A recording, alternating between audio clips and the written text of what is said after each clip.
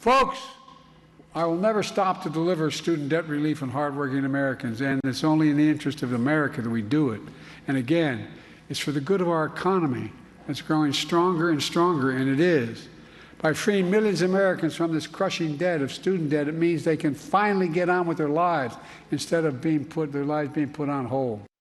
Okay, Senator Mike Braun, Republican from the great state of Indiana, joins us now. Mr. Senator, I call this vote buying, but politically, it might work. It might bring in some votes. What say you?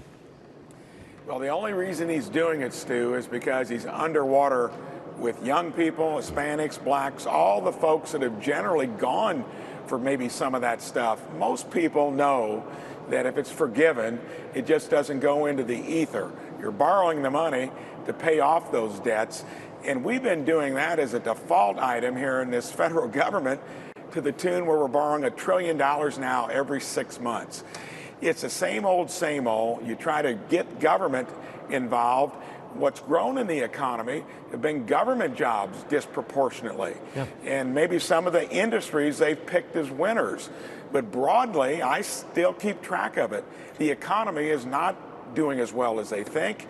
And when it comes to staffing it, we probably need to put more emphasis on career and technical education. And the underlying issue on high debt is because college costs us too much. Something's got to give. Then you wouldn't have to forgive the debt in the first place. Well, we've just had something of an argument on the set here about the debt bomb. I think it's getting closer to an explosion of the debt bomb. We're now paying out more in interest than we're spending on defense. I say we're getting closer to the explosion. What say you? Well, I've come from the world where you have to balance your budgets, ran a business for 37 years, live in a state that does it. Medicare Trust Fund is completely broke in 4 years. Social Security in 9 years, and you cited earlier, we're paying as much on interest as we are defense.